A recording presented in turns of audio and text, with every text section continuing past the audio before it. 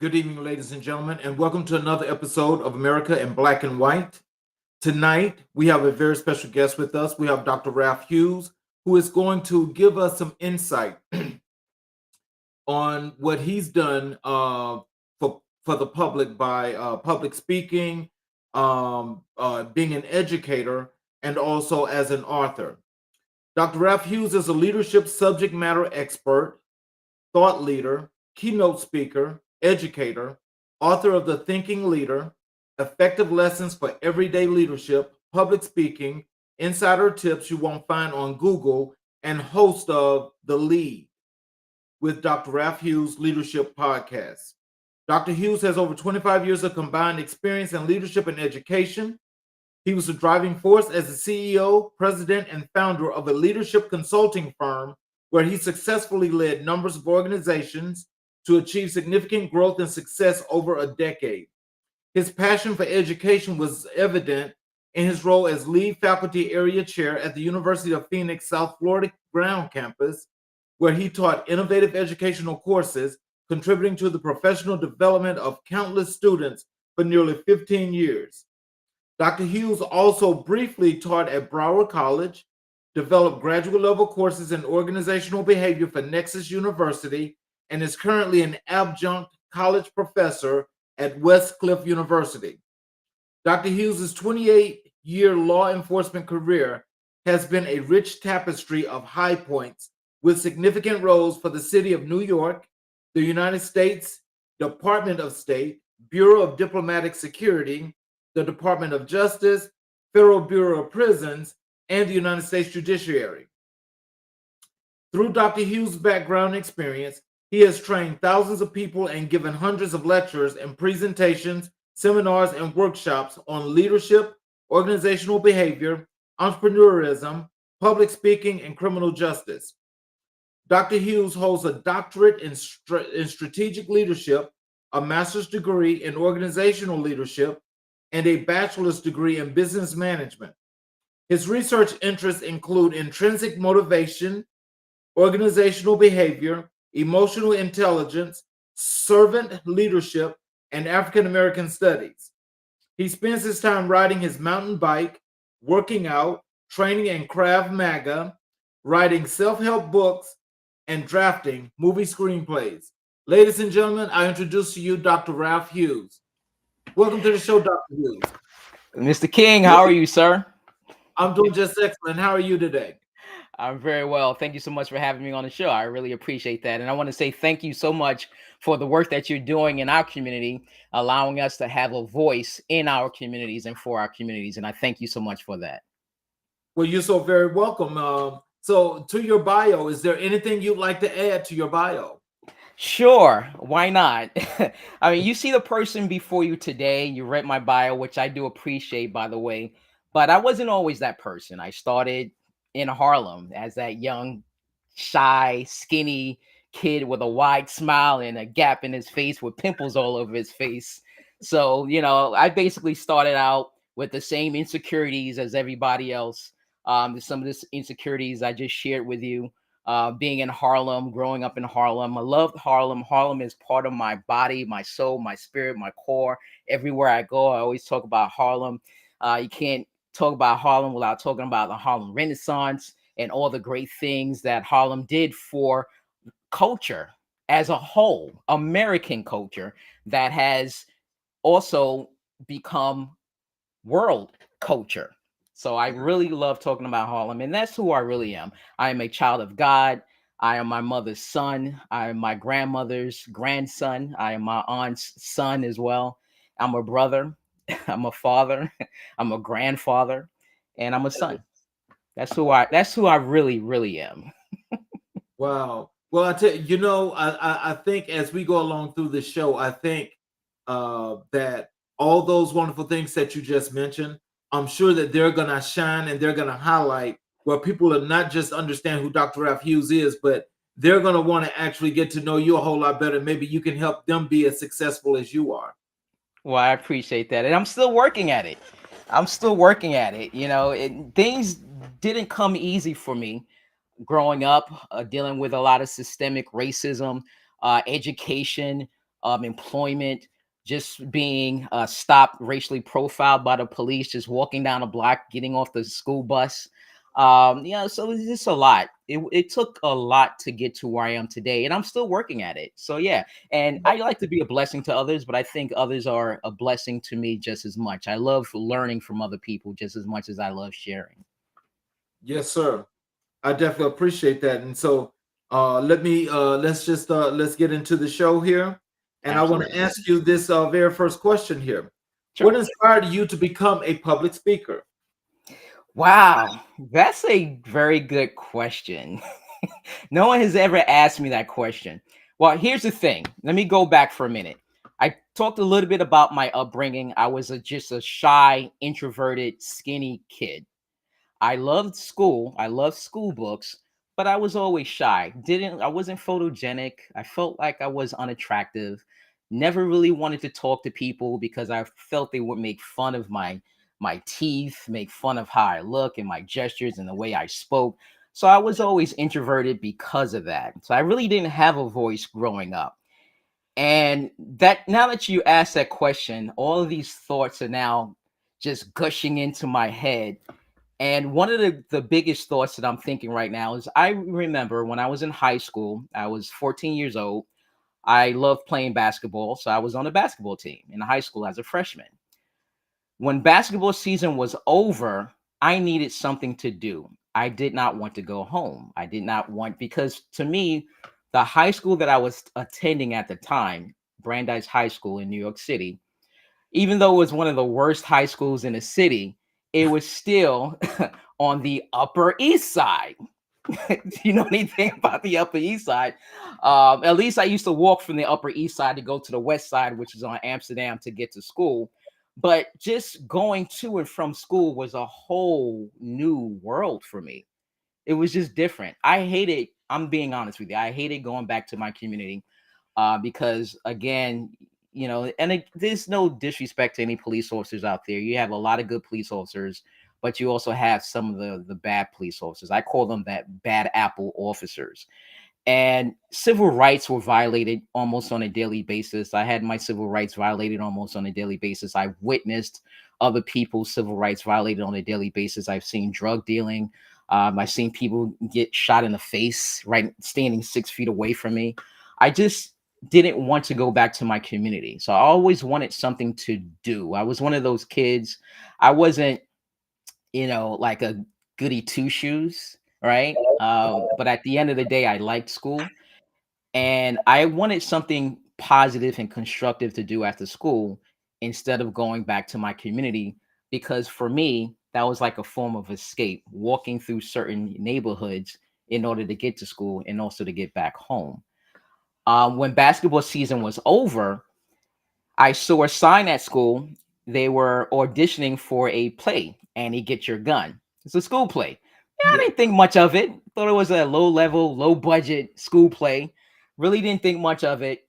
And being an introvert, I paused, but there was something inside that said audition for it.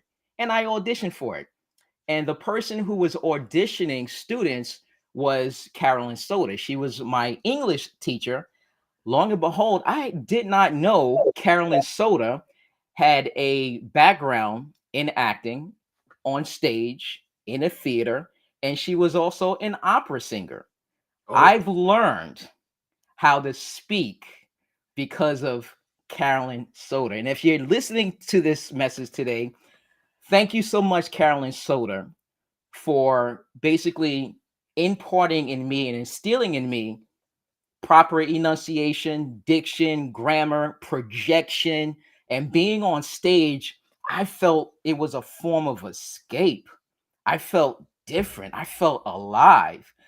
I was cast to be in the show, Annie Get Your Gun, as a proprietor, Mr. Wilson, the proprietor. And Mhm. I loved playing that role, and I learned about how to grace the stage, how to move, how to project using your diaphragm and expelling your words and your voice throughout the entire audience and have it to reverberate. It was something about that experience that made me want more. So now this introverted kid started to become into his own. And I really enjoy that and I love that experience. Opening night of the show, I didn't realize that Carolyn Soda, she had people who were friends in the industry, the acting industry. At the end of our show, the first night show, one of Carolyn Soda's friends, who was a producer for All My Children, if you can remember that daytime soap opera, All My Children, she came up to me and gave me one of the most biggest compliments ever. She said, "Young man, you are very good. You are a natural, talented actor, and you should pursue it." And she walked away. And again, being shy, being this introvert, I initially didn't look into it. We put on 6 additional shows. It was everyone raved the show and I loved it and I got so many compliments. And about 6 months later after that, I received a message to be part of an acting troupe. I didn't audition for an acting troupe.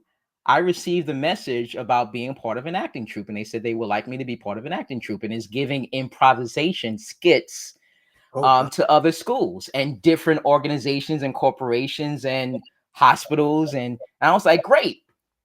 And then they say, yeah, we'll pay you $200 a week. You'll probably work 3 to 4 times a week. And I didn't even think about the money. I was just happy that I got selected and I was excited about the process. So I really didn't think much about it. In that process, putting on those improvisation skits also helped me to develop a lot of speaking techniques, not just acting, but speaking. And improvisation can help you in a lot of different ways. Let's say, for example, if I'm going for a job interview, if I'm interviewing for a position, the improvisation can help me. Just like I don't know what questions you're going to ask me today, is the same as an interviewer. You may know some questions an interviewer is going to ask you, some of the basic questions, but then they may ask you some underlying questions that you may not be prepared for. And improv helps you along the way. Public speaking helps you. And as an actor, a trained actor, because I had also had to get additional training to become an actor, because then I started acting professionally. I got an agent. I was in some movies, TV shows, and things of that nature. So it was a great experience. It wasn't until, however, that I moved to Florida from New York City, and I transferred because I was working in New York City in law enforcement, and I decided to get a better opportunity here in Florida. So I moved to Florida for better employment opportunities. And also, God put in me that not only did you need to teach, you need to be in front of the classroom. So I went to school. I applied for several college positions, and finally, I received a position as an adjunct professor for the University of Phoenix. And it was grueling. They put you through the ringer to get hired as an adjunct, but I appreciated the process. That also helped. Then the way the students were, some of the feedback from the students was they felt that I was inspiring motivation within them. They liked my teaching style, if you will. I always consider myself to be a facilitator. Then after that, I believe God put in my heart that I needed to get my doctorate degree. So that way I can, when I retire, I can go into teaching full time. But also, it was during that time when I felt this gut feeling that I needed to share my story with other people, not to be self aggrandizing, because again, I was still that introverted individual. Even Hmm. though I have done all these amazing things, some people may say, but I was still somewhat of an introvert. And still to this very day, I'm still somewhat introverted.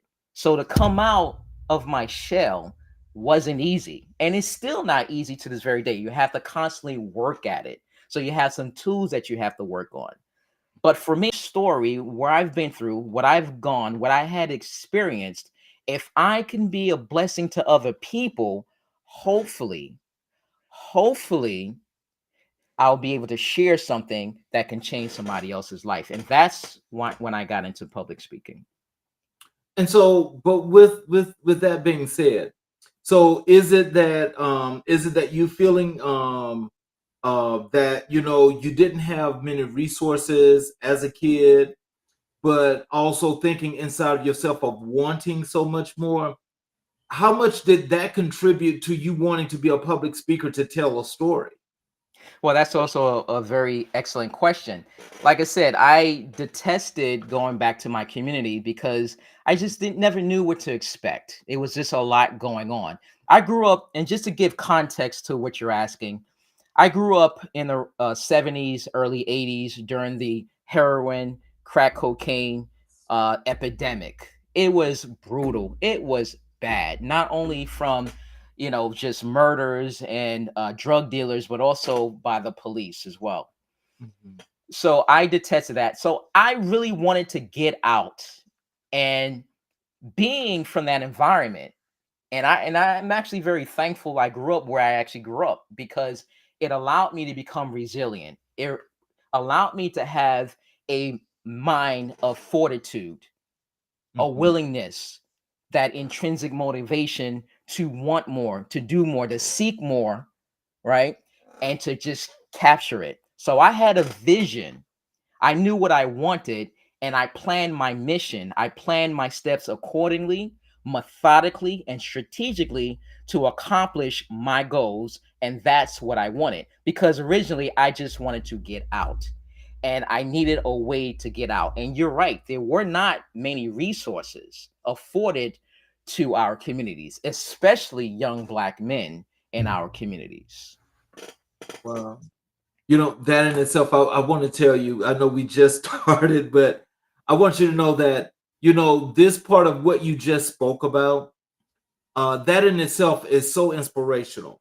It's also motivational because it speaks so much. Well, what I received from that is that you had the will where you was going to make your life better, and you wanted better, so you was going to do what it took to get from that area, but to say, hey, here I am now, and here you are right now. Yeah, and I appreciate that. And I got some pushback. I got blowback from friends and family members. They would say, "Oh, you're trying to be something that you're not." No one knows you better than who you are. And I did not allow anyone to take me off course. I did not allow anyone to take me off my mission.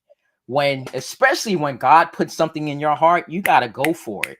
And you got to do what is needed to be done for you. Yep. And if you have a family, I love my family. I love everyone in my family, and they know that. My friends, I love all of my friends. And I'm all about strengthening community and uplifting everyone, and we do this together.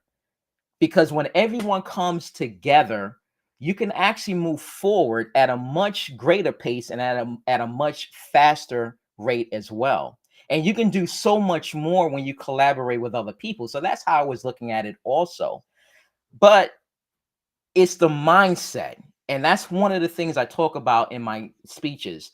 And that's one of my signature speeches, is actually called Mindset Reset. Because not only must you reset your mind, your thinking, but you also have to take pulse checks. And I say that is mindset recheck. You got to have a mindset recheck every day. So first is a mindset reset, looking at your mind, whatever's not working for you, whatever's not in alignment with your core values, who you are as an individual, who you profess to be as an individual at home, who you profess to be as an individual at work, who you profess to be as an individual in the community. Those are part of your core values, part of your authenticity, part of who you are as a being. So you Mhm. have to make sure that you check your mind. And if there's anything that's out of alignment, you constantly rechecking that. What can I do to make sure that I am balanced and in alignment with my thinking and my mission and my vision? Because I have my vision. I know where I want to be. I see myself in this world. I know where I want to go. Now the question is, how am I going to chart the path? How am Yes, I going sir. to get there? And so Yes, when you chart that path, you cannot allow no one to take you off of your mission. Be steadfast on your mission, my friend. yes, sir. Ooh, okay. You look, you preaching right now. I love that. How do you prepare for your keynote speeches?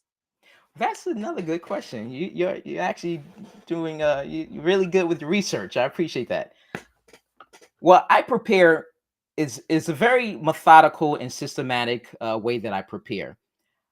I don't have cookie cutter speeches. When I speak to clients, I ask them, what is it that you want? What are your pain points? What are you trying to get out of my training?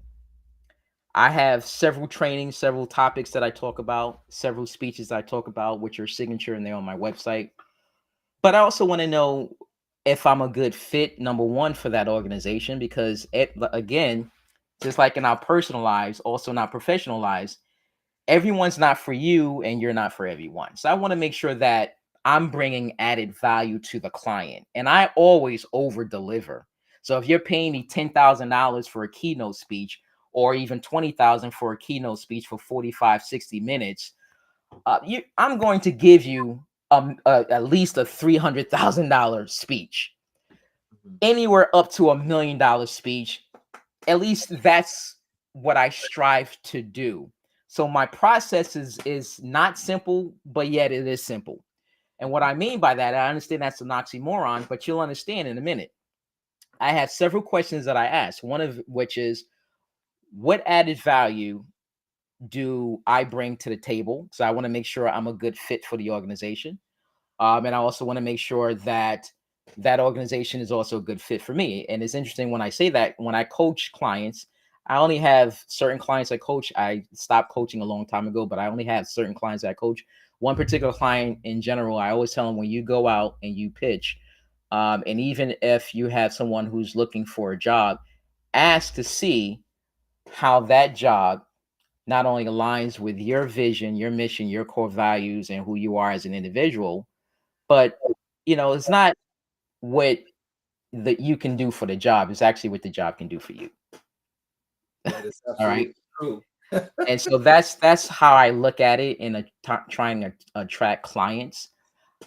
I look at their pain points. We in this industry we call it a pain point. And whatever the organization is going through, Mhm. which is causing them a problem, I am diagnosing that. So, in terms of diagnosing that, I ask several questions. What's the problem? What's the pain point? How are your staff is viewed? How are your followers are viewed? What's going on? Tell me, why are you seeking someone to inspire motivation within other individuals? Talk to me. What does That, that look like? And I that, just listen. I ask questions, but I try not to do most of the talking. I want to listen so I can appropriately diagnose what the situation is so I can come up with a prescription. And part mhm. of the prescription is what I'm able to offer and roll out. Part of the prescription is me coming up with those fine bullet points that I know that I need to talk about. And I already have a structured way of how I deliver my speeches, to be honest with you. I had that structured. So it doesn't take, and that's where the easy part comes in because it's already structured. And I've been doing this so long. I already know what I'm going to talk about. A, B, C, D, one, two, three. I already know. But I always make sure that I talk about the organization. I put myself in the organization as a member. So even though I'm giving the speech, even though I'm doing the training, you would take away as you will look at me as though I'm part of your organization. I'm partnering with you. You will look at me like I'm part of your organization. I'll know your mission. I'll know your vision statement. I'll know your value statement. I'll know your core aims. I'll know everything about your organization and I'll be able to articulate it. And I always infuse that information in my speeches to make people know that I am here for you because it's not about me. Because I can, I can just be here. I'm retired and I can just sit here and just enjoy being in retirement. But there's so much more to each and every one of us. We have purpose. And I am very passionate about my purpose because my purpose is my passion. Oh wow. Oh wow. Okay. You giving all the meat and potatoes, but I tell you, I hope everybody that's out there listening to this that they're actually understanding because that in itself served purpose. that served purpose. Um, what Gotta have strat- purpose. what strategies do you use to engage and energize your audience during presentations? Excellent question. During presentations, it's very important to get the audience involved. I always talk about my background, whether even mostly I talk about not necessarily growing up in low socioeconomic communities. I do talk a little bit about that, but I mostly talk about a lot of the trials and tribulations I've experienced on the job as a professional. And I know earlier I talked about dealers in the neighborhood. Well, I have a confession to make. I was, in fact, a dealer in the neighborhood growing up. I'll just be honest. I was selling watches. I used to sell watches. I had to make some money. And that's the way I was making my money. So I was selling watches, and sometimes I would go to the corner grocery supermarket, I should say, and I was packing grocery bags to make a little extra money. Mhm. And the drug dealers were my biggest clients, to be honest with you. They would ask me, they would say, hey, I want this type of watch. I would go to Canal Street. If anybody's from New York City and you're familiar with Canal Street, that's where you go to buy a lot of inauthentic items. And I just say it like that for your audience. I got you. And you can walk away with a watch that looks like a Rolex. I call it a Folex.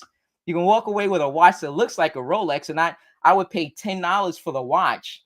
And when I sold the watch, actually I would get anywhere between $30 to $40 for that same watch.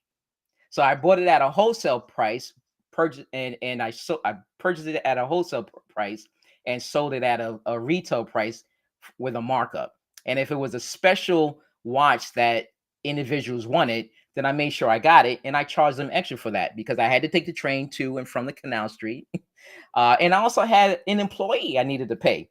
My Okay. best friend, Kelly. Kelly, if you're out there, big ups to my friend Kelly.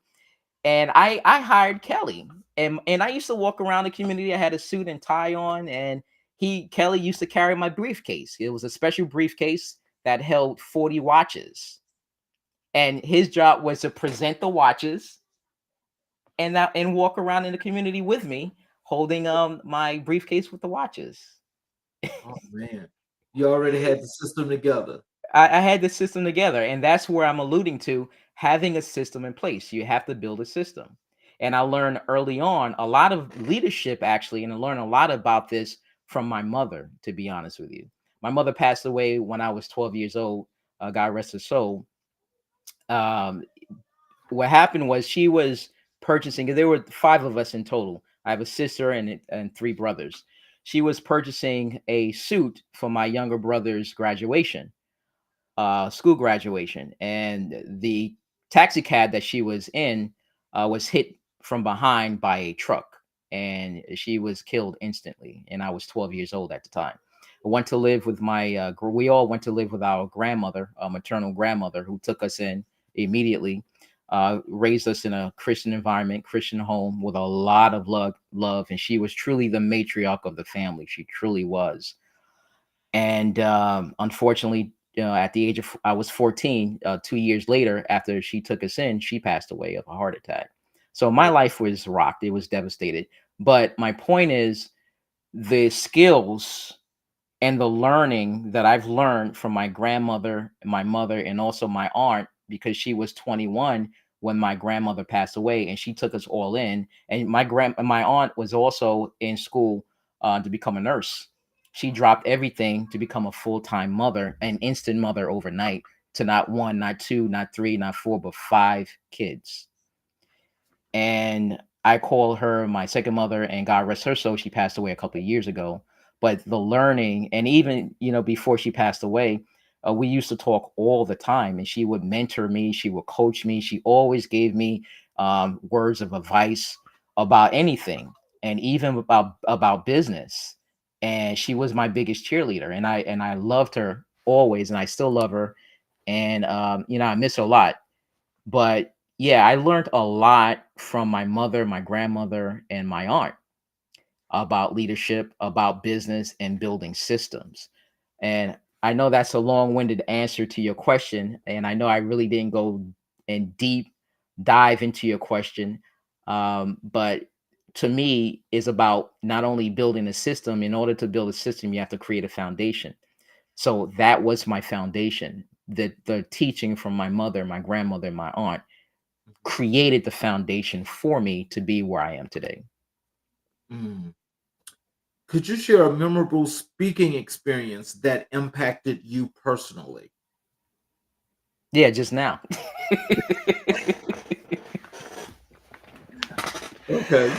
Yeah, well, and this ties into the last question that you posed. When I talk to audiences, I really share mostly about my experiences, not only in business, but also in law enforcement and education. Those are the three main industries that I worked in. And I still work in education and I still work in business. And I've worked with a lot of individuals. I work with a lot of supervisors, a lot of managers, and I'm going to tell you everything that I do in terms of my book, in terms of my podcast, in terms of my speaking, keynote speeches, it all ties around leadership.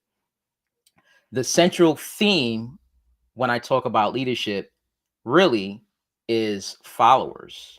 That is essential to who I am as a person, looking at followers and their best interests and putting their needs first before anything.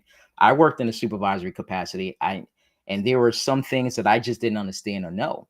And I had to learn and understand how to become a leader. I think I was a good manager, but I definitely wasn't a leader. So I needed to learn how to become a leader.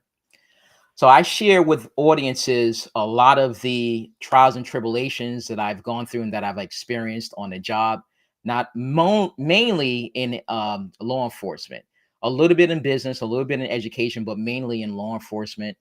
I had a lot of issues in law enforcement, dealing with a lot of supervisors, and just managers. And a lot of that is also in my book that's coming out as well, The Thinking Leader you mentioned earlier. So what I talk about managers and supervisors, one of the biggest thing that they have to understand is that they have to lead from their heart. I talk about the heart, mind, soul, the spirit, just being attuned to your people, treating people the way you want to be treated, being respectful to people, respecting people, looking at people as human beings, wanting just essentially wanting to be treated like everyone else. Treat me the way you want to be treated. I'm not subservient, right? I'm not beneath you. You don't have to treat me that way, but you can talk to me with respect, allow me to have my self dignity at the end of the day. These are the things I talk about. So I do talk about the heart, mind, soul, and spirit. So all of my speeches, they impact me, to answer your question, in a very profound manner. I walk away learning from the audience as much as hopefully they can learn something from me, because I consider myself a facilitator.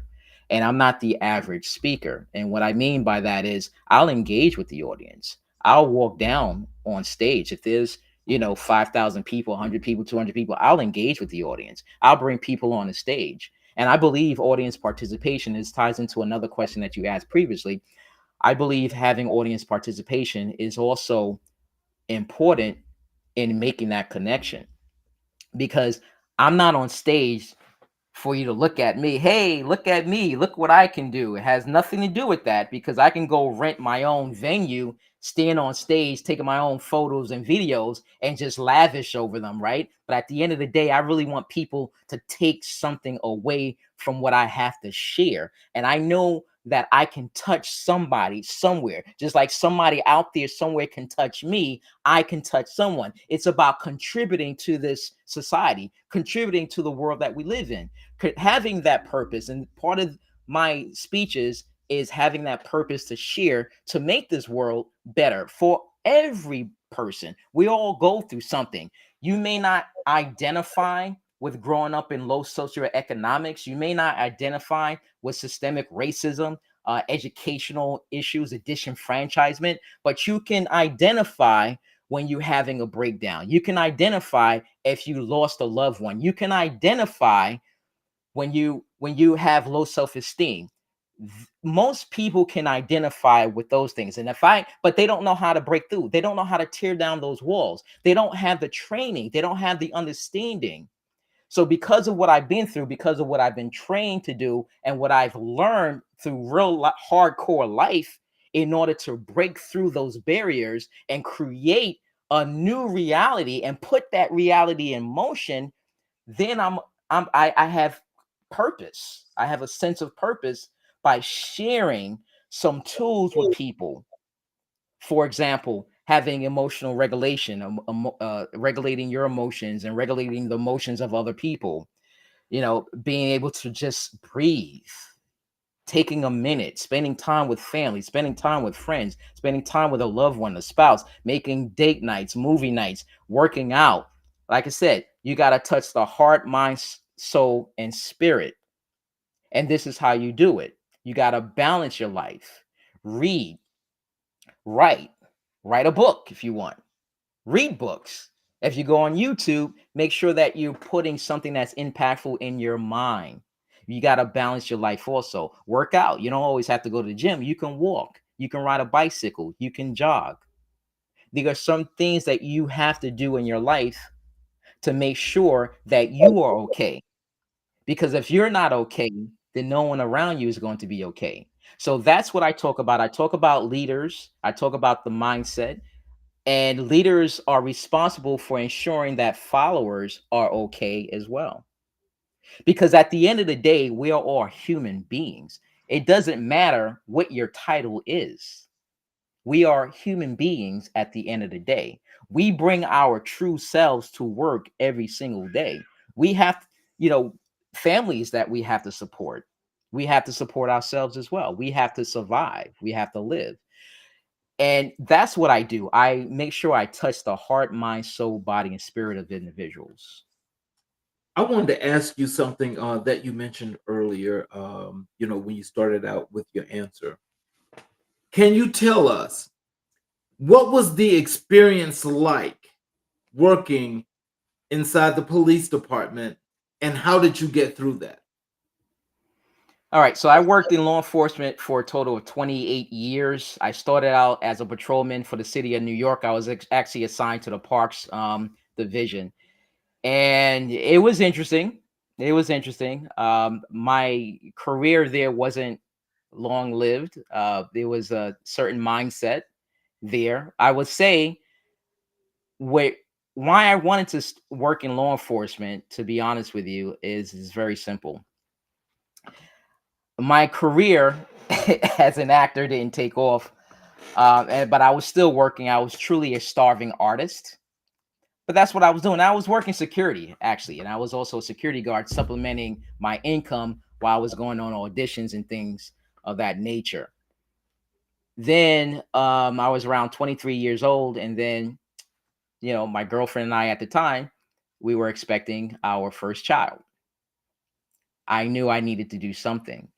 I've always had the feeling to give back to my community, to be a responsible change agent, if you will, in my community. I always had a sense of nobility and wanted to do something to force a change, especially seeing my environment and where I grew up. And I remember there's a division in the New York City Police Department that's called CPOP. It's an acronym, City Police on Patrol. Mhm. Their job, I don't think they're still in existence anymore, but when I was growing up, it was in existence. What I did like about CPOP is that the police officers had to get to know every member of the community. And there was one Caucasian police officer in particular, he knew everybody, even the drug dealers, and he had so much respect. Everyone loved him. I've seen him talk to little kids, right? I've seen him help little kids. I've seen him carry grocery bags for women. Everyone knew his name, and everyone had so much respect for him. And I've always said that is the model of policing. He was the model of policing. And when I think of him, I also think of another situation. I purchased a vehicle when I was 16 years old, packing bags and selling watches. I actually purchased a vehicle for $200. It's a beat up piece of crap. but it was my vehicle. It was registered. Everything was legal. And my friends and a couple of my cousins, we were in my car. And yes, we were joyriding. We didn't have any illegal substances in our vehicle, in my vehicle, no guns, no knives, none of that. And it would not have been allowed anyway. So I remember being pulled over by the cops one day. One of my cousins was about to run out of the car. I said, "We did nothing wrong. Don't you dare, because now we don't want to give the police a reason to chase us, put us in jail. And for what? Just because you're scared." And I knew why he was scared. I knew exactly why he was scared.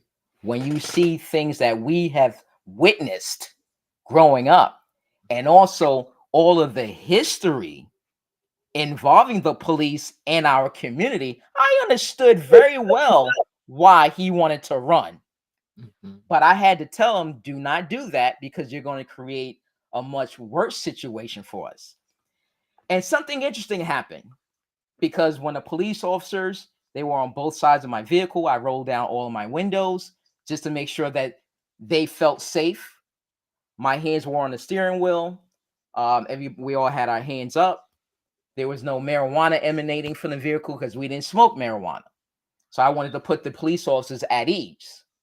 So I'm 16, and this is what I was doing because I was scared too. But this is how I channeled my fear into critical thinking and what to do at the time. And something that's interesting is that the police officers, the first thing this police officer said, and it's funny because they look like Paul and Oates. Oh, Lord. They look like Paul and Oates. And I'm like, are they real cops? What is going on here, man? Oh my God. So, and so one cop, he said, "Hey, the reason I pulled you over because you look young." And I said, "Oh, okay." Because and to me that was interesting because most police officers, they don't tell you why they're pulling you over. They just pull you over. Let me see your license, and your registration. And you want to know, well, what did I do? Don't worry about it. What do you mean? So this police officer, number one, he actually said the reason I pulled you over is because you look too young to be driving, and I want to make sure that this car is legal. I said, yeah, it's legal. And I gave him my ID card. I gave him, at the time I had my license. It was an underage license, and it was during the daytime, so it wasn't at night, so it was still legal. And the car was registered in my name. Everything was legal. So he looked at it. He gave me everything back. He said, "I thank you, and I want to thank each and every one of you for how you carried yourself. And I want you to understand something. We too see what goes on out here." And I think he was alluding to people within the department. "And I want you to know before we leave, we are not the bad ones." That Oh, stuck with me also. And that is oh, a true story. oh, wow. That stuck with me also. So I know we talking about bad cops, and yes, they are out there. And I have no equivocations talking about them. They are out there. But we also have a lot of good cops, and I've seen them with my own eyes. So I've witnessed the good and I've witnessed the bad. So going back to your question, that was the setup. I've seen a lot. I've seen good. I honestly worked with a lot of good individuals, but I also worked with some of the worst of the worst. And some of them I felt they were bullies. Some of them I felt they couldn't get another job. Some of them I felt they shouldn't even be doing this type of work. Some of them just wanted a job. And a lot of them didn't even live in the community. They Mm, were not of the community. yeah, that's always the way it works too. Right. But when I left there, I started working for the federal government because it just didn't work out the way I thought it would work out. But God has a way of putting you on the path that He wants you to take, and not necessarily the path that you want to take, because Right. it wasn't for me. Then I got into the federal law enforcement, and that was an eye-opening experience. I was working for the U.S. Department of State Diplomatic Security Service, and I got a top secret security clearance. I was working under the Bill Clinton administration, Mm, and Bill Richardson. He was the U.S. ambassador to the United Nations at the time. Madeleine Albright was the Secretary of State at the time, and my job involved protecting classified documents, also protecting high-profile dignitaries, and it was good. But there were some systemic issues. I won't go into detail about it, but there were some issues. I left there and I was a supervisor there. So I was there for several years and I wanted to stay federal. So I started working for DOJ, which is Department of Justice, Federal Bureau of Prisons. And it was actually a pretty good job. I actually wanted to retire doing that job. I was working there. I worked there actually for about five. Yeah, I actually worked there for a total of exactly 5 years. And it was a lot going on. It was pretty bad. So when I talk about law enforcement, you have to understand, as being a college professor in criminal justice, also, I always like to break down what law enforcement entails because most people look at law enforcement as just police. Law enforcement is more than that. You also have corrections, you have probation, you have parole. That's also part of law enforcement. So I was working corrections. That was law enforcement also. And it was federal law enforcement. But at the end of the day, we dealt with a lot of high profile federal level inmates and there were a lot of bad things going on. It was a very toxic environment, very toxic environment. One of the things that I remember being there is again being reminded of Paul and Oates, and also being reminded of that tall Caucasian CPOP officer and how they carry themselves in the community. And I'm from the community working in the correctional environment, I've seen a lot of our people also from the community. So the way I carried myself, the way I spoke to myself, I was professional. You knew there was a line that you could not cross, but I also looked at the humanity in that. I looked at the humanity in that. What I mean by that, I can give you a lot of examples, but I'll give you a couple. I remember a lot of times the administration used to keep me in the visiting room as well as special housing because you needed a certain level of communications. Because if you're in the visiting room, you have a lot of visitors, you have attorneys, and they needed people who can interact strategically with them as well and also effectively with them. In special housing, if no one's familiar with special housing, it's called a SHU, SHU, which is special housing unit. The special housing unit has several functions, primarily to house the worst offenders or the worst individuals who cannot be in general population with other individuals. They pose a threat to the orderly running of the institution. So those are some of the reasons why you have special housing units. These individuals are locked down pretty much 24/7. They're afforded maybe 1 hour per day, 3 days a week, which is called recreation time, and is still pretty much in a cage. So I was assigned a special housing unit. A lot of the inmates, they appreciated how I treated them. And I remember one day, what happened was I've seen a couple of officers, they would take all the food, right? Because you have a certain number of inmates in special housing. Let's say you have 50 inmates in special housing and you have 100 plates of food. Basically, the correctional officers will give each inmate in special housing a plate of food. That was it. So now you have 50 plates left over. So if no correctional officers didn't eat any food, basically you have 50 plates left over. They would trash the food. Now, I understood protocol, I understood policy, but what's the harm in giving an extra plate of food to somebody? It's a Exactly. human being. Right. If you want an extra piece of chicken, here you go. What are you gonna do with the chicken grease? I mean, come on, right? You can't harm anyone. What are you gonna do with the chicken bones? I mean, that's how I looked at it. I didn't give them extra fruit. I didn't give them extra bread. And the reason I didn't do that, because again, I needed to be strategic in what I did. Because you can make hooch out of that. I don't know if everyone's familiar with hooch, but it's homemade brew. You can make hooch out of fruit. You can make also with bread, and you ferment it by putting it in the toilet seat. So you can make hooch like that. Yes, that's how you make hooch. Okay. So, but giving them yes, but giving them extra food to me and then trashing it in front of their face when they're asking for the food, to me was inhumane. I would give them the extra food. If they wanted an extra book to read, as long as you're not causing a disturbance, take as many books as you want. I don't care. Right. And I just listened to them. Just listening went a long way, believe it or not. I would just listen to them. I would just listen. They appreciated that. They respected how I carried myself. One day, and I'll never forget. is God is my witness. They flooded their cells, and how they flooded their cells was they put sheets and blankets in the toilet, and they just kept flushing the toilet, and that's how they flooded their cell. The whole range was flooded, and they had the special response team gearing up. At the same time, it was time for shift change. So I'm coming up, I'm going into special housing now, and I'm like, there's a whole bunch of water everywhere. And I'm like, what's going on here? And it is a disturbance. Inmates, they're going crazy. And next thing you know, I started hearing, Hughes is on deck. Hughes is on deck. Hughes is on deck. I'm like looking at my back, like, yo, it's about to go down. What's going on? What's going on? What happened? And next thing you know, they stopped flooding their cells. They stopped flooding their cells. And then I found out several hours after, when the lieutenant spoke to me, he said the reason they stopped flooding their cells was because of you. I'm like, what are you talking about? They said they have a lot of respect for you.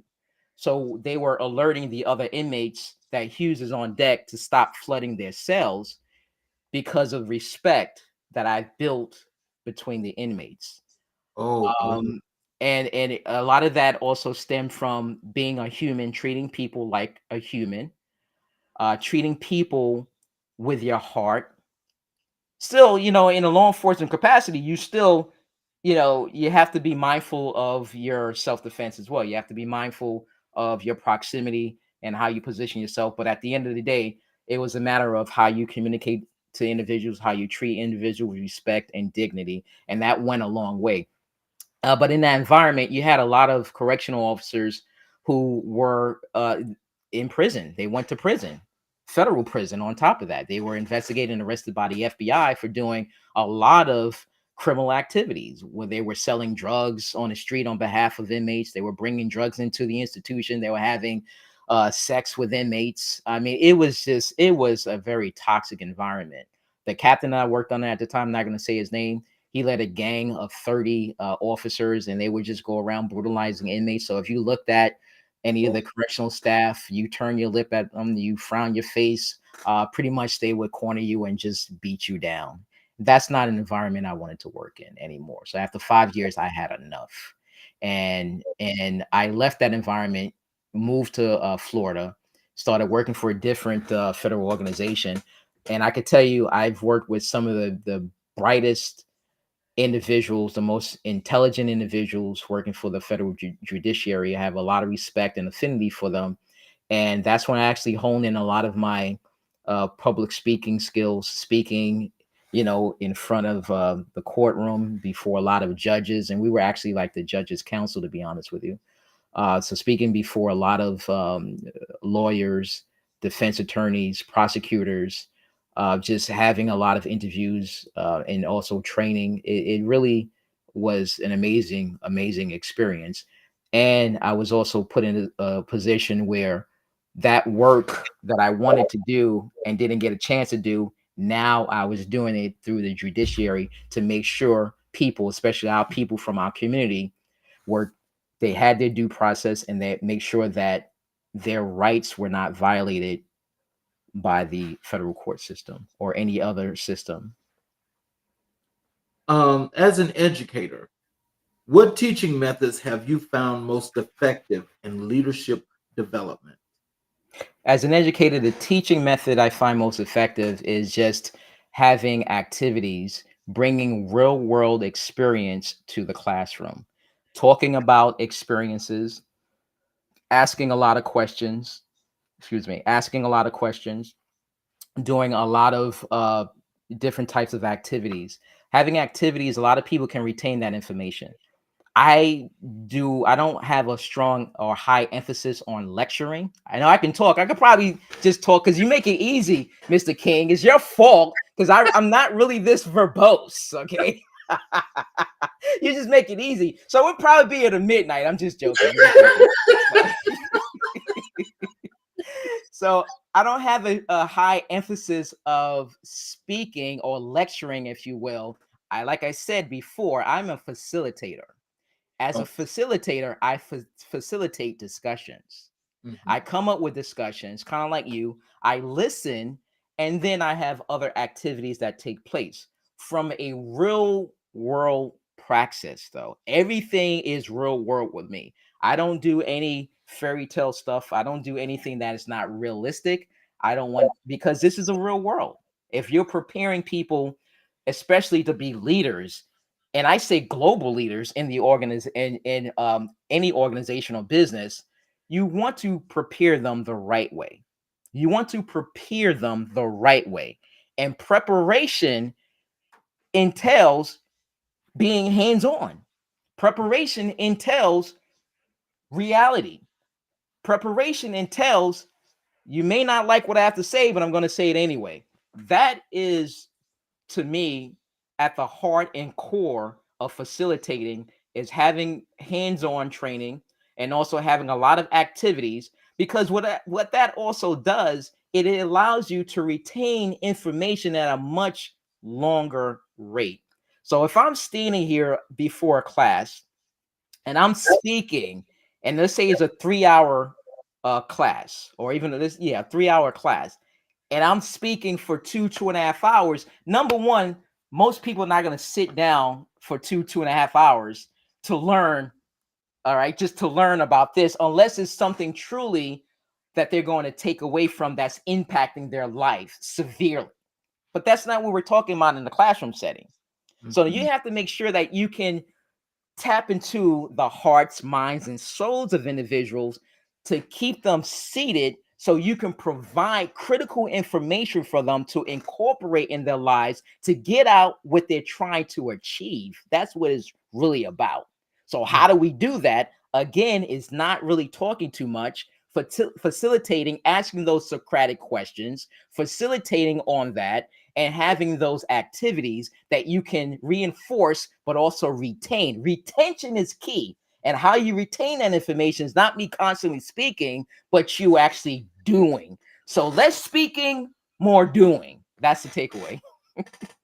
So, tell me something. How would before I ask this next question, Sure. but I want to know, let's say like with your teaching techniques and you instructing in your classroom, Mhm. you're doing are your students like undergrad, or what level of student are you Yeah, I teach all levels. At the University of Phoenix, I was only teaching undergrad.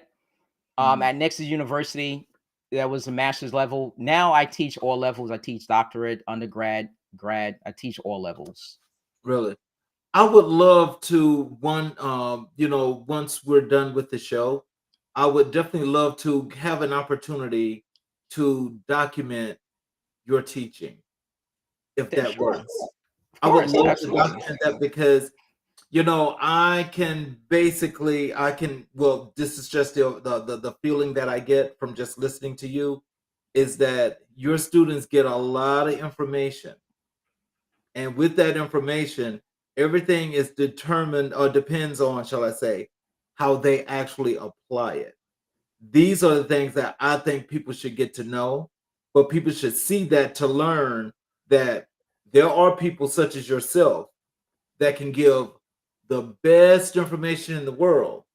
But how do your students receive it? Exactly. And not only receive it, but also apply it, because Yeah, application is key. it Because is. if you're not going to apply it, why are you receiving it? Exactly. Exactly. That's an oxymoron. How do you balance theory and practical application in your leadership training programs? Excellent. Another excellent question.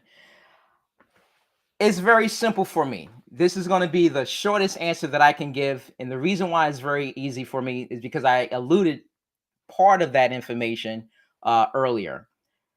I do mostly hands on. So you've heard of the 80/20 rule, right? Most definitely. Right. That doesn't apply to me here. I said that to set up what I'm about to say. I Okay. have what is called the 20/80 rule. Oh, okay. Got it? My Okay. 20/80 rule is 20% of my information is theory based. Okay. 80% of my information is taking that theory and my experiences and other experiences and applying it to the real world, because that is key. Oh, okay. That's an interesting approach. I mean, like, How did you wait a minute? How did you come up with that? Did you like basically just simply just reverse that? No, I didn't simply reverse it. Uh-huh. The issue is this. Most people, when you read books, again, we're talking about retention. Right. I have books, I see books behind you. Can Hmm. you regurgitate, recall a lot of the information from the books you've read? Just just simply reading? Right. Probably not. But Uh-huh. if you read a book, let's say a self-help book, and they give you four takeaways to implement in your life to make whatever it is better, and you probably read that book 10, 15, or 20 years ago, but you'll no doubt remember those four takeaways. Why? Because they're listed numerically 1, 2, 3, 4. So you know the number four is embedded in your mind. And Hmm. then if it's an acronym added to that, then that's also another retention point. So you know you have 4 points, you have an acronym, it's being retained because that's how our mind works also.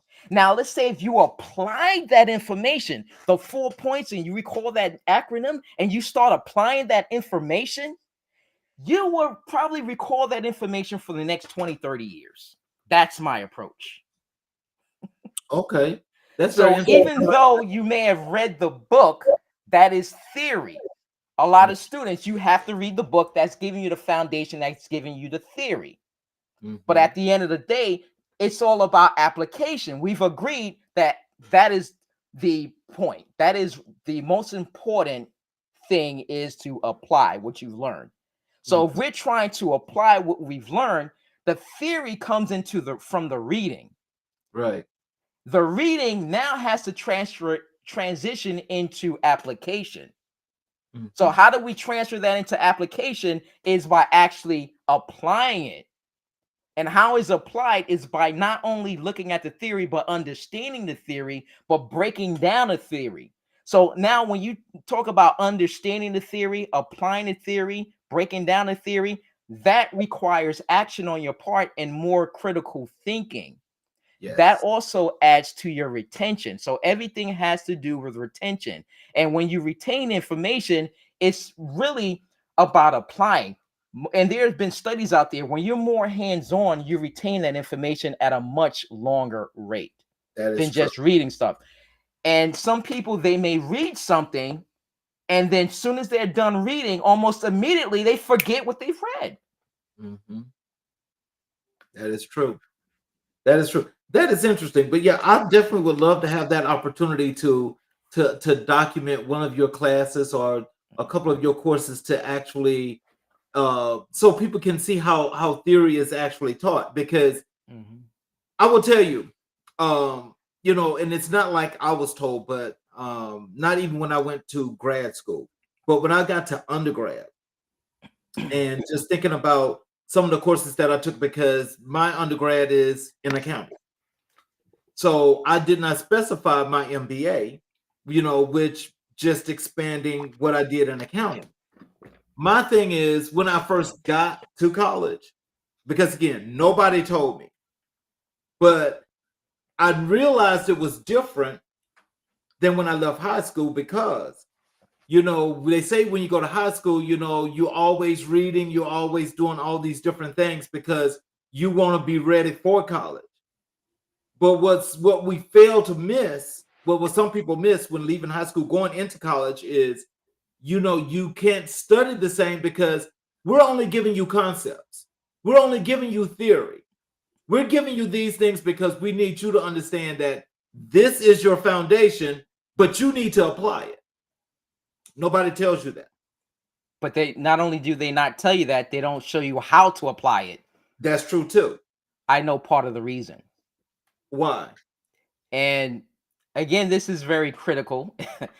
I may get a little backlash out of it, but who knows? You might go viral after this. I'm not sure. So- PhDs, I don't have a PhD. Okay. I actually was going to get a PhD, and I decided a PhD wasn't for me. Oop, I said the same thing. Okay. And the reason I decided the PhD wasn't for me is because, and let me go back for a second. I know, and I used to teach criminal justice, At the University of Phoenix, you had to be a practitioner. They would not hire you if you were not a practitioner with a minimum of 10 years working and a minimum of a master's degree in your field. So you had to have a master's degree in your field and a minimum of 10 years working in your field as a leader. Mm, Okay. They had very strict requirements. They also had two modalities, just to be clear. They had the ground modality and the online modality. I was part of the ground modality. I was never part of the online modality because I love interacting with people, right? At least I'm no longer an introvert, but only when it's time to share information. mhm, Um, and what I've noticed from other universities and colleges, some of which I actually applied to, they have a high emphasis on hiring PhDs. mhm. No experience. You don't have to have teaching experience. You don't have to have any experience in the field. As long as you have that PhD, you're gold. The Mhm. problem I have with that, especially when I was teaching criminal justice, not at the University of Phoenix, but other colleges and universities, I'm not going to name names. There, and I've been in some of those classes. And honestly, I've asked some of those professors questions. I've asked professors who didn't know who I was and they thought I was a student. And I asked some of those critical questions. And Mhm. I actually had to walk out and was like, wow, because I knew everything that they were talking about, especially when it comes to criminal justice, everything they were talking about came from the book. Right. That's fine. Some of that information Mhm. can come from the book. Some of that information has to come from the book because, Right. like you said, which is true, it is giving you that foundation. But Mhm. again, that's just a foundation. Right. How are you going to build your house? There you go. Okay. You have to be able to build on your foundation. Yes. Building on that foundation is showing those critical elements. How do Right. you do this? How do you do that? In law enforcement, we call it who, what, when, where, why, and how.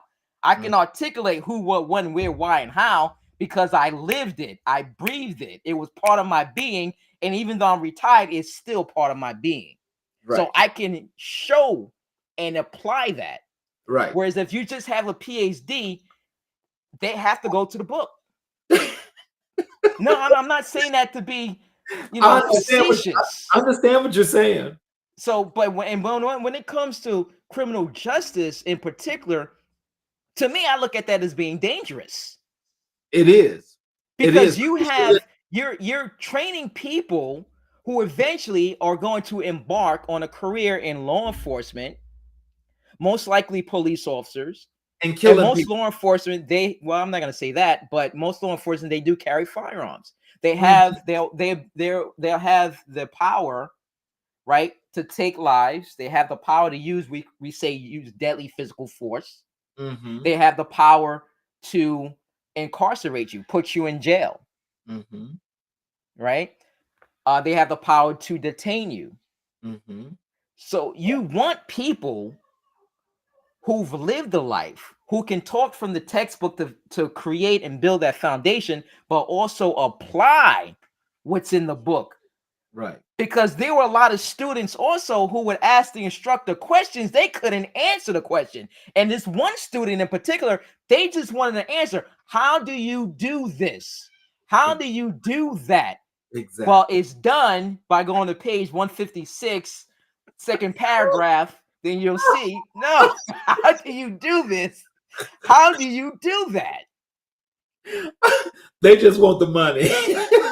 No, I want to say that because, like I said, I've worked with a lot of phenomenal instructors, Right. right? And I was also the faculty area chair for two colleges at the University of Phoenix. Right. And again, I know the ethic of those individuals and their work ethic. They were amazing scholars, amazing people. Did we have some problems with some instructors?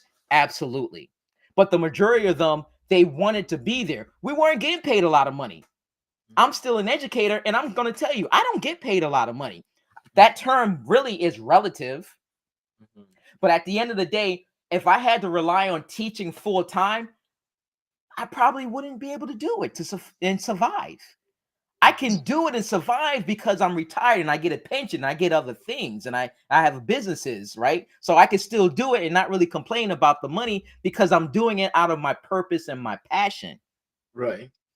right? But at the end of the day, there are a lot of instructors out there, a lot of teachers out there who are very passionate about what they do. And this is not to be overly critical on a lot of people who are teachers with a PhD. There's nothing wrong with having a PhD. Right. The problem comes in when you don't have the experience to back up what you're lecturing in class, what you're talking about in class. Having the book knowledge is awesome. It's great. You're supposed to have that book knowledge. But then at the end of the day, you want to be able to apply what you've read.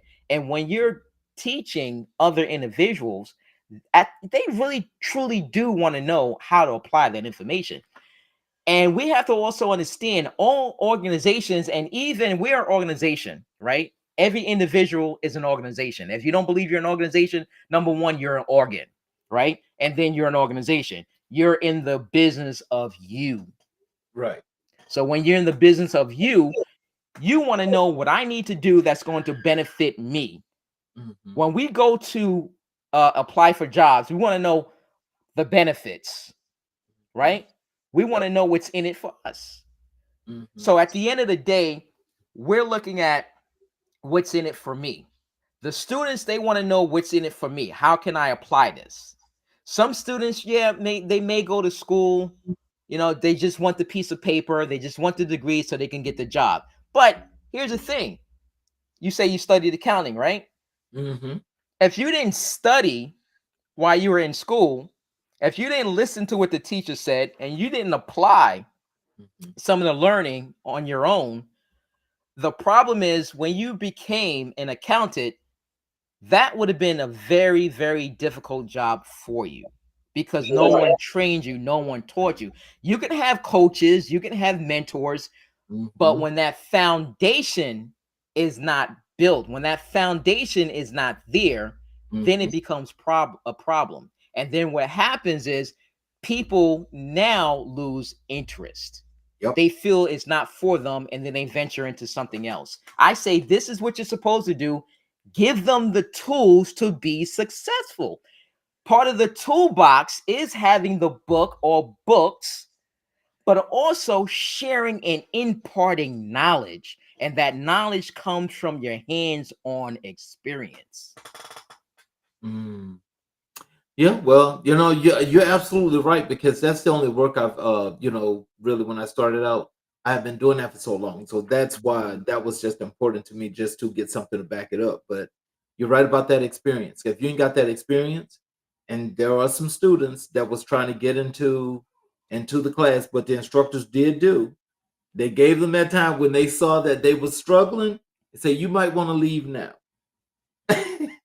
Because if you Mhm. can't get anything above a C, accounting's not for you. Yeah, but here's a problem I have with what you just said. No Hmm. teacher should be telling them you shouldn't do this, you shouldn't do that. It's up to the individual. It is. It is. They need to be inspired to bring their best selves to the table. Because Hmm. here's the thing about motivation. No Hmm. one can motivate you. Hmm. When we hear, well, motivating people, I'm not in the business of motivating people because the truth of the matter is I cannot motivate not one person in this world. I Hmm. can't. No Hmm. one, as a matter of fact, can motivate you. No one can motivate me. No one can motivate no one. And Hmm. I can say that and stand firm in my conviction because I know what that means. Right. That's why education is so important. Motivation is intrinsic, it lies within each and every one of us. Hmm. Motivation also requires action. No Hmm. one can act on your behalf. The fact that no one can act on your behalf, no one can motivate you because, again, it lies within. It is true, different people have different levels of motivation, but Hmm. everyone who is born Hmm. has a level or degree of motivation. Now, what you and I can do, we can inspire, We can be that conduit. We can spark that flame that resonates deep within individuals so they can become intrinsically motivated to Mhm. act. That is the difference. And that's why I say I try my best to inspire people, not Mhm. motivate, because it is intrinsic. And I do my best to inspire individuals in my actions, in my words, in my good deeds. And so Mm. by telling someone, a student, that you shouldn't do this, you might want to leave now. That's not encouraging. As educators, we have to encourage individuals. And I also remember when I was in high school, Mhm. one of my ninth grade teachers, when grading my paper, I'll never forget this. And I thought it had to do a little bit with racism because he said, here's your paper back. Don't ever go to college. Oh Don't Lord. ever go to college. Go, you'll be better doing something hands on. Now, if you know me, just like my family knows me, I don't like to get my hands dirty. Mm. So he said, you need to get a trade and don't you ever go to college. And he said it like that. And you know what he did after he said that? He What's leaned that? back in his chair, his hands behind, put his feet on the table, and say, yeah, trust me, don't ever go to college. Just like that. That struck a chord in me. And I wish he could see me now. I don't remember his name, but I'll never ever forget that. So I always look at what I've been through, and I always try to treat people the way I want to be treated. And when I see people being treated in a certain way, I remember how other people were treated, including myself. And I want to be different. I want to do different because I do believe that everyone has the power. They possess the power for good things. You have to understand that you possess greatness. You need to know that you have it within you to do whatever it is that you're trying to accomplish. I'm not here to tell you that it's going to be easy. A lot of times it's not going to be easy, especially for us. It's not going to be easy. And it's still not easy for me to this very day. It really isn't. For some people, it's easier, maybe Mm. because of the system they built, or because of nepotism, or Mm. because of other reasons. So it's not always going to be easy. But the true test, my friend, is to stay the course. That's interesting. Um, what role does storytelling play in conveying leadership concepts? Wow, that's another very good question. Storytelling. Well, storytelling is very, very important in conveying your message. The reason storytelling is important in conveying your message is because, number one, people like stories. Mhm. People don't necessarily want to hear about your life story necessarily unless they can get something out of it. That's why it's important to make sure when you share stories that people can take something out of it to better themselves. They can incorporate in their own lives. Storytelling is extremely important, but there's also an art to telling stories. You have to know your audience, number one. Every story is not appropriate for every audience or every age or every industry or every organization. Mhm. Every story is not needed. Every story that you share has to be appropriate, once again, for your audience. The story has to be structured in a certain way. You have to make sure that when you talk about your story, people get something out of it, once again. There has to be a reason. And Lisa Nichols, she's one of the biggest motivational speakers out there, and she's excellent at telling stories, and she's excellent at what she does. And how she tells a story is very simple. She uses what's called the funnel technique. So she talks a little bit about her story, her background. She talks about the trials and tribulations that she's gone through and that she's been through, and the hurdles she took to overcome those issues. And she was able to see light at the other end of the tunnel. And that's what I incorporate in all of my speeches as well, because you also have to infuse stories. The other thing, as far as storytelling, is you have to know how much stories to put into the telling. Meaning, how long should your stories be? Mhm.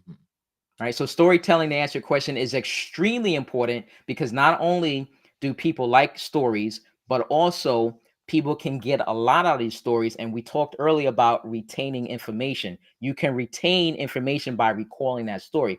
I remember when Charles talked about this. I remember when Charles talked about that. And I know somebody who's going through the same thing. And now I remember how he was able to tear down those walls. I'm Mhm. going to share that with my friend. I'm going to share that with my spouse. I'm going to share that with a family member. That's truly the purpose of storytelling, but it has to be compelling as well. Mhm. What advice would you give aspiring authors looking to write about leadership? Wow, that's a very good question. What advice I would give to aspiring authors to write about leadership? Well, you kind of struck a nerve with me here because when you talk about leadership, anything that you talk about, but being that you asked about leadership, I'll be very specific. Just know what you're talking about. Know your craft. Be that subject matter expert. Mhm. And also, it really depends on what exactly you're going to be talking about. Mhm. Because your leadership book, who's your audience? You have to know who your audience is going to be. What are you trying to offer? What are you providing? What are you trying to get out of it? What do you want your audience to take away from the stories that you're going to share in your book? What do you want your audience to take away from whatever methodologies that you have in your book? What is it that you want people to take away from it? And if you're an aspiring leader and subject matter expert and thought leader, you got to do your diligence. Don't go on Wikipedia, don't go on YouTube, don't go on Google and start regurgitating. And from now, I've seen it. I'm telling you, I've seen it, and it bothers me a lot. Oh. Don't do that. Regurgitate information and then start spewing it, like you've been going to school for 10, 15, 20 years and you've been applying it and you're the cat's meow. I just have a problem with that because there's some falsehood, if you will, with that. So if you're aspiring to write a leadership book, know exactly what you want to talk about, know your target audience, and know what you want your audience to get out of your book. Two things I talk about just to give some context to what I'm saying here in my book, The Thinking Leader: Effective Lessons for Everyday Leadership, is that's essentially it. I want everybody. I came up with a strategy for individuals, whether you're an organizational follower who want to transition into a leadership role, if you're a seasoned leader, transitioning leader, or just a CEO of a top mega 500 Fortune 500 company. There's something for everyone. And basically, I want leadership to be automatic. Just like when you drive your car, you don't think about critically anyway about driving your car. You put your car in reverse, you hit your turn signals, you put your seatbelt on. Everything is almost automatic. And this is what I want for leaders out there to be those critical thinking leaders, but I want it to become automatic. I want it to be seamless. And I want them to apply it every single day. So what I came up was two concepts. One, it was the four elements of leadership. Element number one talks about understanding what leadership is about. What is leadership? Where did it come from? What is this thing that we call leadership? Why do we even need leadership? The second element is that before you can lead anybody, you got to be able to lead yourself. You got to know who you are as an individual. As an individual at home, in a community, at work, you got to know who you are. You got to know who you are when people upset you. You got to know who you are in your good times and your bad times. Once you have an understanding of who you are, then the third element is understanding people. Interpersonal communications is extremely important. You have to understand how to interact and deal with people. And that's the third element. And part of dealing with people is also that service, being a service to others and leading from your heart, right? And treating people the way you want to be treated and having those emotional regulators and regulating your emotions and emotions of your team. Now, the final element of that is, and I look at the benchmark of leadership, is developing other leaders. Are you coaching people? Are you mentoring people? Do you have a leadership development plan? Do you have an SPNM, which is a succession planning and management, right? Do you have all of that? How are you leading? Are you creating a leadership culture? And then I lay a path as to how to develop that. And the biggest takeaway is the think model. The think model is, in fact, an acronym, THINK. The T stands for transformational. You have to be not only transformational as a leader for yourself, you have to transform yourself, which also means transforming your mind. You have to transform your team in terms of their mind, their processes, their output, and how they look at certain things. You have to transform the organization as a whole, because you have to know how to treat your the people who are actually doing the work, because when you're able to tap the mind of the people who's doing the work, then they will actually reward you by putting their best foot forward each and every single day. The H stands for humility. You got to be humble. Treat people the way you want to be treated. Talk to people with respect, with dignity. You have to be humble. It's not about you. When you're in a leadership position, to be honest with you, it's mainly about your people, and it has everything to do with the organizational mission. And that's where a lot of leaders miss the mark. It has everything to do with the organizational mission, because that's what you're trying to achieve. The leader's role is to paint that vision and to inspire followers to get on board with that vision in furtherance of the mission. So you got to be humble. The next is the I, which is inspiration. You got to be able to inspire your people each and every day. We talked about inspiration earlier. You got to be able to inspire people so they want to come to work. So they want to put their best foot forward. So they want to be with you and they want to work with you as the leader.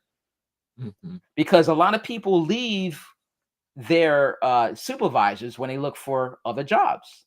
It's not because they leave the organization itself, and there are polls out there that suggest that people leave because of supervisors, not necessarily because of the job. So you got to be able to inspire people. Mhm. Nurture. N is for nurture. How are you nurturing people? How are you serving them? Are you serving them? If they're going through and having a bad day, do you identify with that? Do you understand that? How are you supporting your individuals as well? Because that also goes a long way. Are you serving them from your heart, mind, body, soul, and spirit? So that's also part of nurturing. And the last part of that, of the acronym, the think model, is K, knowledge. Are you knowledgeable? Do you have job knowledge? Not only job knowledge, but also knowledge about leadership. Do you know how to lead? Do you Mm. know how to lead? Do you know what leadership is about? Do you have knowledge, people knowledge? Do you have job competency? Are you willing to share that knowledge with your people? Are you imparting that knowledge? Are you developing the new wave of leaders within your organization? And what legacy are you going to leave? Yep, you're absolutely right. Now, this, this is going to be the final question here, and this one I think is actually really, really good here. Is how do you stay updated on leadership trends and research? Good question. You have to do your research. How you stay updated on leadership trends and research. And there's a lot of information out there, is everywhere, especially when it comes to leadership. And that's why I'm also very critical in this space, in this arena, in this sphere. So it's basically doing your due diligence, doing your research, and tapping into those legitimate databases, those legitimate websites, and those legitimate sources. Mm. LinkedIn is a very good source. They have a lot of individuals who provide some very, very good information. You have organizations out there like the Maxwell organization that provides good information. You have the Greenleaf Center for Servant Leadership. That's also another good information that provides good information. So tapping into those legitimate organizations, those legitimate sources, you have to stay on top of it. And they're coming up with different things, different models, and also not just looking at every piece of information as being the end all be all. What I mean by that is there's some information I look at and I say, okay, well, this sounds good, but after looking at it, I don't think that I would incorporate it. Right. For example, I've heard people say, well, I know bad leaders. Some people who profess to be leadership subject matter experts, they said, they say, and this is no disrespect to them, of course. You've even read it in books that you disagree with some of the information. So this is what I'm talking about. So when you say a bad leader, I don't know what that means. That's not part of my lexicon. It's not part of my vocabulary. It's an oxymoron. You used that term earlier today. It's an oxymoron. It's true because it doesn't make sense. Right. There's no leader that's bad.